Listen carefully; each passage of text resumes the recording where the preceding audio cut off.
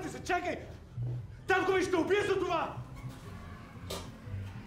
Само за секунда слязва за цигари. Бога ми, кърнам ти се! Що си реко?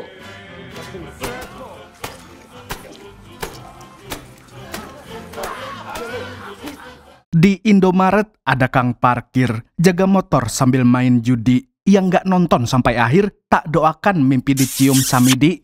Halo Sobat Nobar, selamat datang di Nobar. Kembali lagi bersama saya Mamang Tobi yang kali ini akan membawakan film berjudul Southwind yang dirilis pada tahun 2018. Menceritakan tentang seorang gangster kelas teri yang nekat balas dendam kepada mafia paling berkuasa di Serbia karena telah menyakiti keluarganya. Dan walaupun beraksi sendirian, tapi dia sama sekali tidak gentar dengan puluhan gangster yang harus dia lawan. Film ini bisa dibilang cukup menarik karena memiliki rating 7,9 di IMDb yang termasuk penilaian tinggi. Bahkan ratingnya cuma beda tipis dengan trilogi Batman garapan Christopher Nolan. Ditambah lagi, ini adalah film asal Serbia yang tentunya bikin penasaran karena kualitasnya bagus tapi jarang dibahas di Indonesia. So, tanpa berlama-lama lagi, siapkan mata, telinga, dan anu-anuan kalian semua. Mari kita nobar dan inilah Southwind.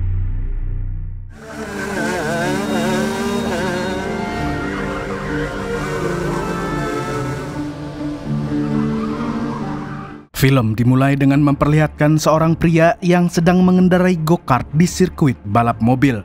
Rupanya, pria itu merupakan seorang gangster bernama Peter yang sangat aktif dalam dunia kriminal.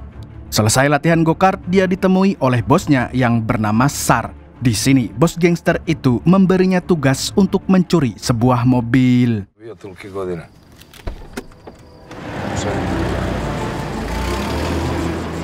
Tanpa membuang waktu, Peter pun menemui sahabatnya yang sering dipanggil Baka di Mr. Burger cabang Serbia. Sama seperti dirinya, Baka juga merupakan gangster spesialis pencurian mobil. Dan sampai saat ini, mereka berdua belum pernah gagal dalam melaksanakan tugas tersebut. Selanjutnya, mereka berdua mengajak seorang jamet cungkring bernama Yani yang ikut membantu dalam tugas kali ini. Kemudian mereka bertiga pun langsung pergi ke tempat parkir untuk mencari mobil paling bagus yang layak untuk dicuri. Sesampainya di sana, Yani menemukan sebuah mobil yang sangat mahal lalu memberitahu kedua temannya. Mereka kemudian membagi tugas di mana Peter akan membajak mobil itu, sedangkan Baka dan Yani bertugas mengawasi keadaan sekitar.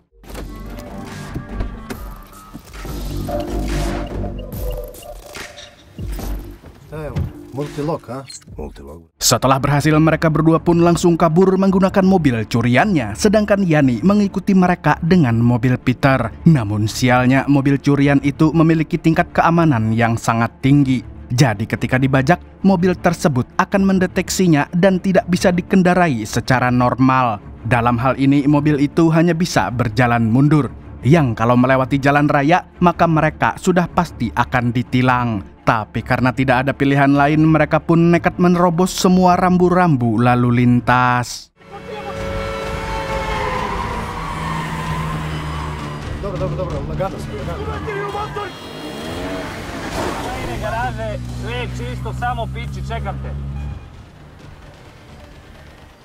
Dan setelah mengemudikan mobil dengan cara yang out of the box, mereka akhirnya sampai di markas geng tanpa ketahuan oleh polisi. Di sana, Peter terlihat geram kepada Yani karena telah menargetkan mobil itu.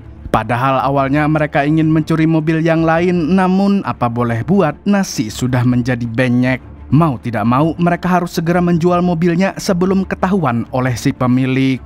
Keesokan harinya, kita diperlihatkan dengan seorang bos mafia botak yang memiliki bisnis mobil ilegal seperti Sar. Di sini, dia juga baru saja mencuri sebuah mobil Mercy yang akan dia jual kepada seorang mafia kelas kakap. Dia pun menyuruh anaknya yang bernama Kristo untuk segera mengantarkannya ke tempat tujuan.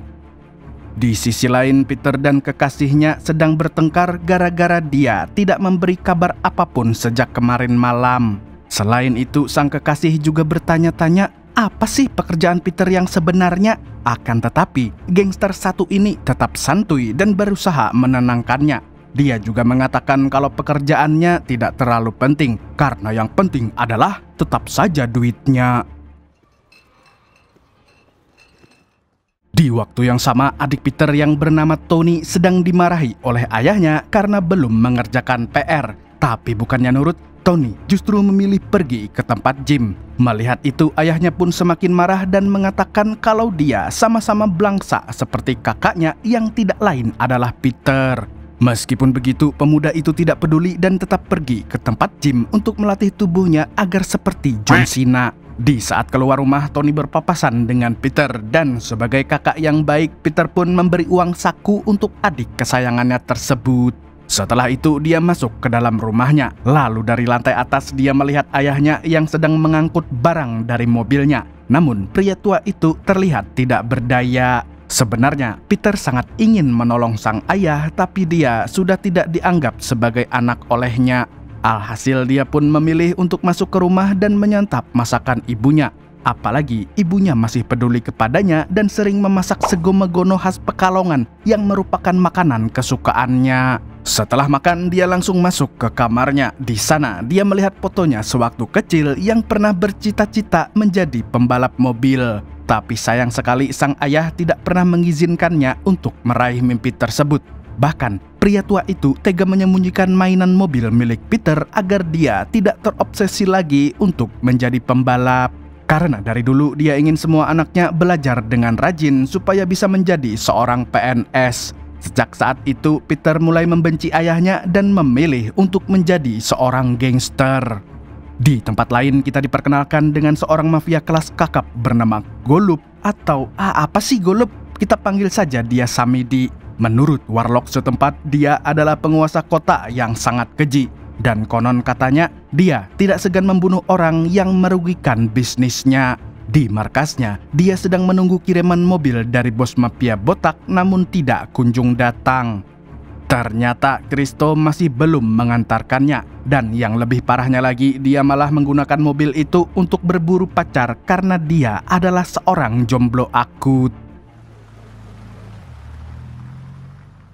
Sementara itu, Peter mengunjungi markas untuk menemui Sar. Di tempat ini, para gangster terlihat sedang membongkar mobil curian agar bisa menjual onderdilnya secara terpisah. Kemudian, Sar bercerita kepada anak buahnya kalau dia akan segera mempunyai cucu. Oleh karenanya, dia ingin merayakan kabar baik itu bersama Peter yang merupakan anak buah terbaiknya.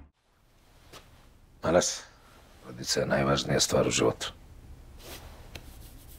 Tidak berselang lama, Peter dan Yani diperintah untuk menjual onderdil mobil kepada seseorang. Lalu setelah berhasil melaksanakan tugasnya, Peter berniat untuk membeli pulsa di warung terdekat. Namun pandangannya teralihkan pada mobil Mercy mewah yang tidak lain adalah milik Samidi.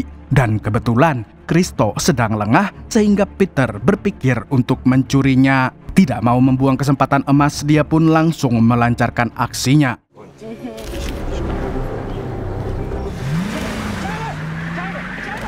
Kemudian dia menelpon Sar dan mengatakan bahwa dia baru saja mendapat rezeki nomplok dan rencananya hasil penjualan mobil Mercy tersebut akan dia berikan sebagai hadiah atas kelahiran cucu Sar. Tapi setelah Peter memberitahu ciri-ciri mobilnya, Sar tiba-tiba cemas dan menyuruhnya untuk mengembalikan mobil itu karena ternyata dia sudah tahu bahwa mobil itu adalah milik Samidi. Tidak mau rugi, Peter pun tetap membawa mobilnya lalu menyimpannya di tempat persembunyian.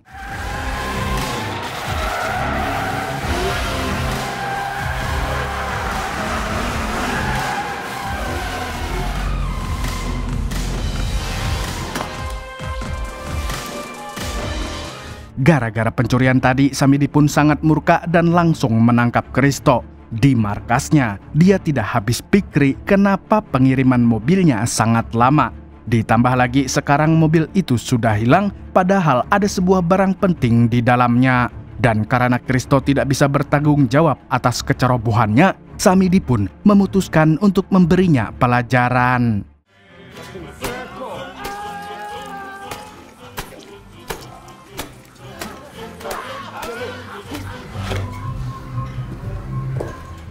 Setelah menghabisinya, Samidi menghubungi seorang komandan polisi bernama Stupar yang selama ini bekerja sama dengan para mafia. Tanpa basa-basi, dia pun menyuruhnya untuk menangkap si pencuri mobil. Lah, ini mah gangster nyamar jadi polisi.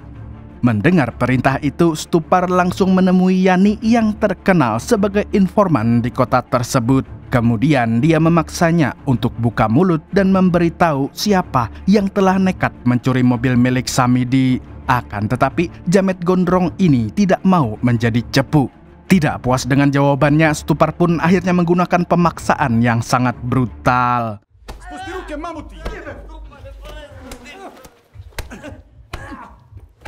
Setelah dihajar habis-habisan, Yani pun menyerah dan terpaksa memberitahu bahwa Peter adalah pelakunya. Keesokan harinya, Stupar mengerahkan pasukannya untuk menggerebek rumah Peter, tapi mereka tidak tahu kalau gangster itu bisa berlari dengan sangat cepat.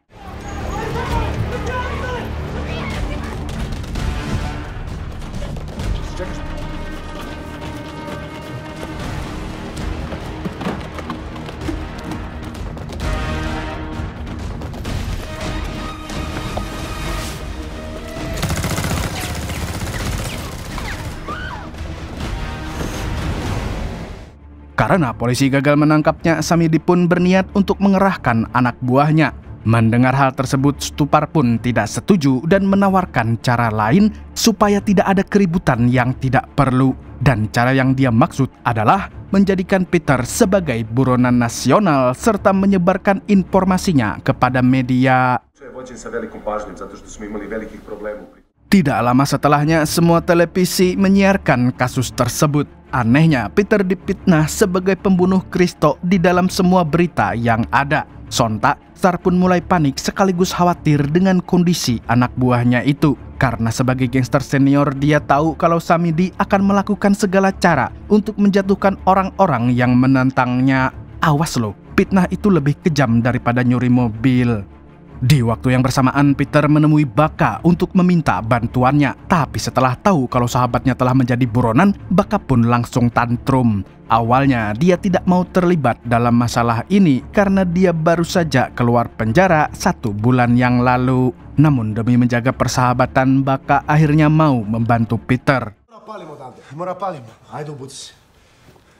Sementara itu, Tsar menemui Samidi di sebuah restoran. Di sini, Samidi ingin meminta pertanggungjawaban karena Peter telah membuat masalah dengannya. Di sini terungkap kalau mereka berdua adalah teman lama. Hanya saja, nasib mereka berbanding terbalik sebab Tsar tidak memiliki ambisi untuk menjadi penguasa. Dengan adanya masalah ini, Samidi pun memintanya untuk menyerahkan Peter hidup-hidup. Dan jika tidak, maka semua orang terdekatnya akan dibunuh satu persatu. Mau tidak mau, Tsar pun terpaksa menuruti keinginan si Jamet demi melindungi keluarganya. Tanpa berlama-lama, dia pun pergi ke tempat persembunyian Peter. Namun, anak buahnya itu sudah pergi bersama Baka. Dia lalu menghubunginya dengan berbagai macam cara, tapi Peter tidak menggubrisnya sama sekali. Rupanya dia dan Baka sedang berada di dekat rumah Yani untuk memberi pelajaran kepadanya yang mulutnya ember kayak cowok jadi-jadian. Di sini mereka berdua sangat yakin kalau Jamet Gondrong itu adalah orang yang memberitahu polisi bahwa Peter adalah pelaku pencurian mobil. Karena si Jamet tidak mau buka mulut, Peter pun terpaksa menggunakan kekerasan. Maraš, samo nađi neke veće, znaš, Maraš, onako crne čekaj, neke. stani. Ja četvrtake, zanimaju kola. Ajde. Peče, Maraš. Sayangnya, Yani terlalu takut untuk memberitahu tentang polisi yang menemuinya. Alhasil, Peter pun memutuskan untuk pergi daripada buang-buang waktu dengan Jamet tersebut. Kemudian dia dan Baka menemui Tony yang sedang latihan tinju. Di sana, dia meminta bantuan sang adik untuk membawa mobil Mercy milik Samidi. Dengan begitu, dia bisa mengelabui para polisi. Tapi ternyata anak buah Samidi sudah mengawasi mereka dari tadi. Peter yang menyadari hal itu akhirnya masuk ke dalam mobil dan mengajak anak buah Samidi ugal-ugalan.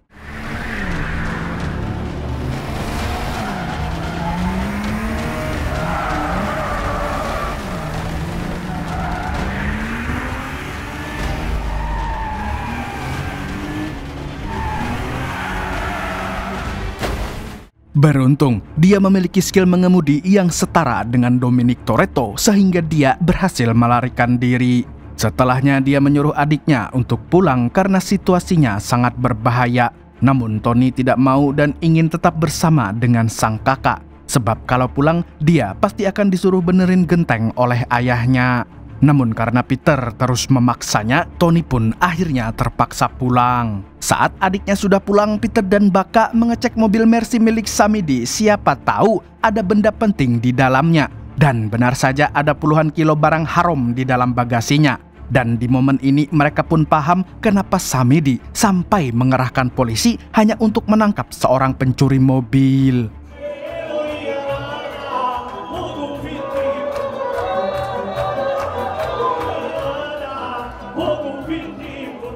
Di sisi lain, Samidi sedang berada di warung makan untuk bertemu dengan bos mafia botak yang tidak lain adalah ayah Kristo.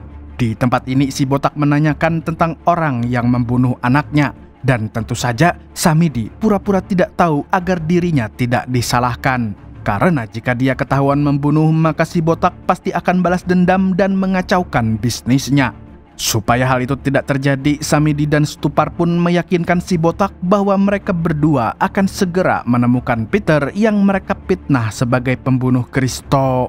Di lain pihak, Peter dan Baka bertemu dengan bos mereka di suatu tempat. Tanpa assalamualaikum, Sar pun mengatakan kalau dia harus mengembalikan mobil milik Samidi sekaligus menyerahkan Peter.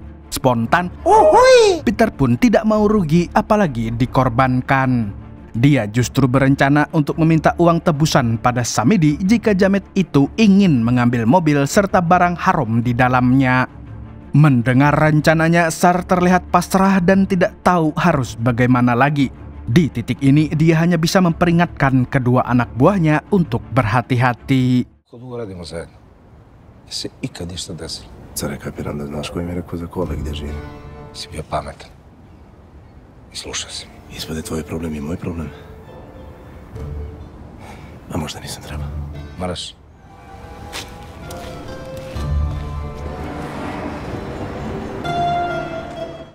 Sar kemudian pergi menemui Stupar dan Samidi tanpa membawa Peter sesuai dengan kesepakatannya. Dan sebagai pertanggungjawaban, dia rela dibunuh Samidi asalkan para gangster ini tidak menyentuh keluarganya. Namun saat mafia itu hendak menembaknya, tiba-tiba Peter menelpon dan memberi penawaran yang cukup adil. Intinya, Samidi harus memberinya uang tebusan serta melepaskan kekasihnya yang disandra. Lalu sebagai gantinya, Peter akan mengembalikan mobilnya secara utuh. Awalnya, Samidi tidak puas dengan tawaran tersebut, tapi di sisi lain dia juga tidak memiliki pilihan lain. Karena jika tidak menyetujuinya, Peter pasti akan menjual mobilnya di marketplace Facebook. Jadi mau tidak mau, Samidi pun menerima tawarannya serta mengurungkan niat untuk membunuh Sar. Ketika dia akan pergi menemui Peter, Stupar tiba-tiba menghentikannya. Dan ternyata polisi ini sudah tahu kalau Samidi adalah orang yang membunuh Kristo.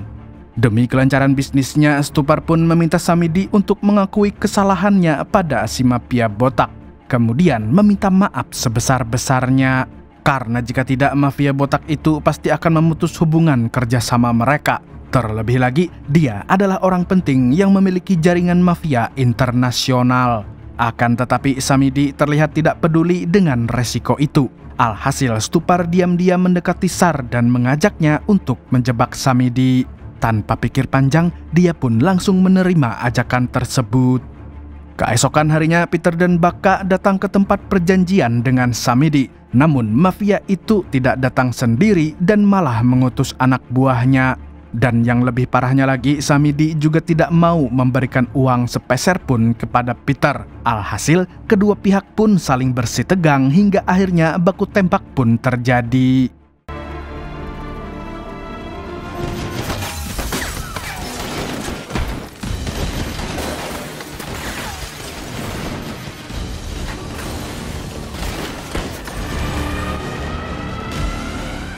Karena kalah jumlah, mereka berdua memilih untuk melarikan diri. Tapi sayangnya Baka malah terkena tembakan di perutnya. Melihat itu, Peter pun langsung mengantarnya ke rumah sakit. Di waktu yang sama, kita diperlihatkan dengan kekasih Peter yang disandra oleh Stupar. Di sini, dia masih pura-pura membantu Samedi sebelum melancarkan rencananya bersama SAR. Dia dan para gangster lalu menginterogasi kekasih Peter dan menanyakan keberadaan pacarnya. Tapi bukannya menjawab, gadis ini justru bicara ngalor ngidul dan mengaku kalau dirinya sedang hamidun. Selesai menginterogasi, Stupar menemui Yani dan memaksanya untuk memberitahu lokasi persembunyian Peter. Rencananya dia akan menunggu sampai anak buah SAR itu pulang ke tempat tersebut.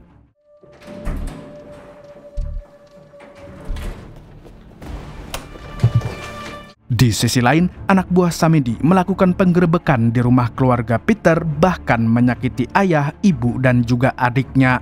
Mereka lalu memperingatkan ayah Peter untuk membujuk anaknya agar mau menyerahkan diri. Dan apabila dia gagal, maka para gangster itu akan kembali lagi untuk membantai keluarganya. Di lain pihak, Peter tampak kembali ke tempat persembunyiannya. Namun, dia dikejutkan dengan Yani yang sudah tidak bernyawa. Rupanya Stupar CS telah menghabisinya. Sontak, Peter pun mengecek seluruh bangunan untuk mencari pelakunya. Tapi dia tidak menemukan siapapun kecuali penjaga tempat itu. Dan karena merasa dirugikan, si penjaga langsung mengusirnya tanpa basa-basi.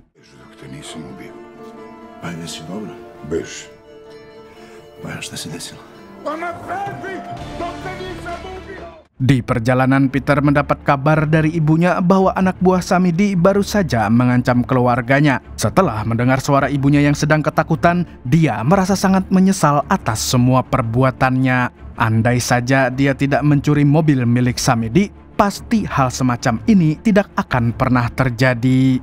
Saat sedang menuju ke rumah, dia mendapatkan telepon dari Stupar yang memberitahu kalau kekasihnya sedang hamil. Spontan, Peter pun terkejut dengan kabar tersebut.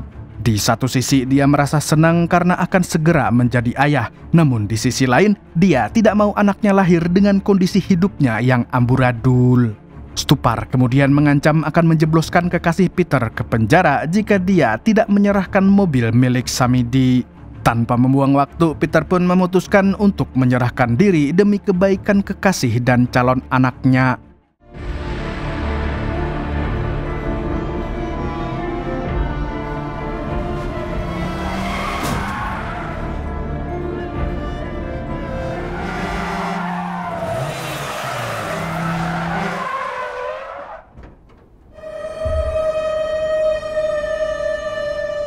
Bersamaan dengan itu, Stupar menemui bos mafia botak dan mengatakan kalau Samedi adalah orang yang telah membunuh Kristo.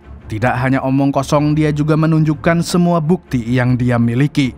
Setelah melihat semua buktinya, mafia botak pun menyuruh Stupar untuk membunuh Samedi dengan cara yang paling kejam. Pokoknya, dia ingin Jamet itu merasakan penderitaan yang sama seperti mendiang anaknya.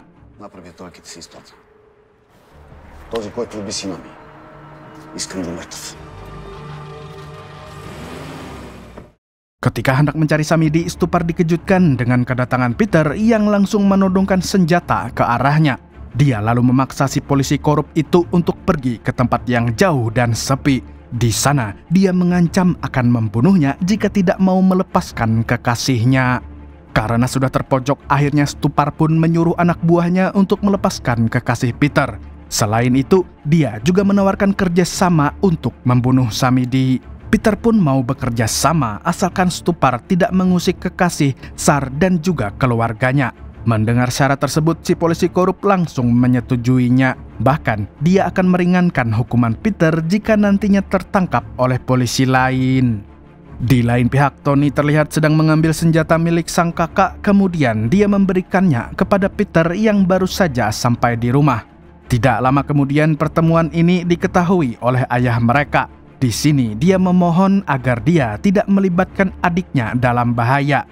Akhirnya, Peter pun menuruti sang ayah dan menyuruh Tony untuk kembali ke rumah agar bisa fokus belajar dan les bimbel di Primagama.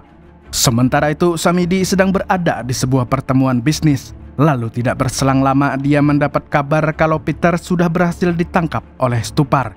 Dia tidak tahu bahwa kabar ini hanyalah sebuah jebakan Batman. Ketika malam sudah menjelang dini hari, Samidi CS tampak pergi ke suatu tempat untuk memastikan kalau Peter benar-benar sudah ditangkap. Di sana, dia melihat gangster itu sedang mendekam di sebuah ruangan dengan kondisi tangan yang diborgol. Tentu saja Samidi merasa sudah menang dan dia lalu memaksa Peter untuk menunjukkan lokasi mobilnya. Sesampainya di lokasi, si Jamet terlihat sangat bahagia karena bisa mengambil semua barang haram di mobil tersebut. Tapi tiba-tiba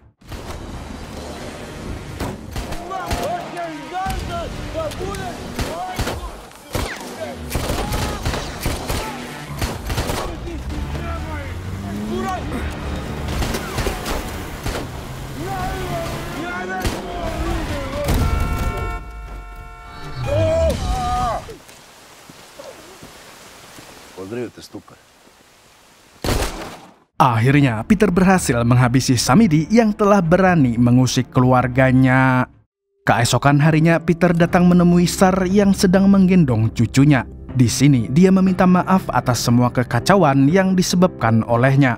Sebagai orang yang bijak, Sar pun memaafkannya.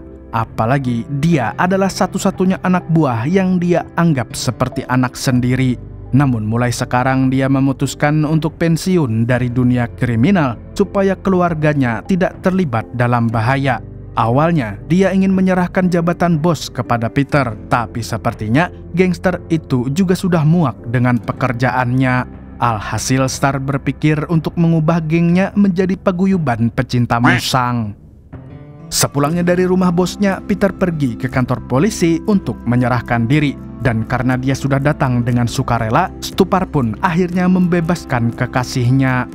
Sebelum berpisah, Peter dan kekasihnya kembali bertemu untuk melepas rindu. Sayangnya, mereka berdua harus LDR setelah ini sebab Peter akan ditahan selama 3 tahun di penjara lapor Pak. Lalu, film pun tamat dengan melegakan. Dan pelajaran yang tidak dapat diambil dari film ini adalah kalau kamu emang jago balapan, coba dong balapan sama orang yang lagi kebelet, karena orang yang kebelet pasti kecepatannya naik 1000 kali lipat. Segitu dulu untuk hari ini. Saya Tobi mewakili paguyuban supir truk jalur Pantura mengucapkan sampai jumpa di video selanjutnya dan kamsya. Assalamualaikum warahmatullahi wabarakatuh.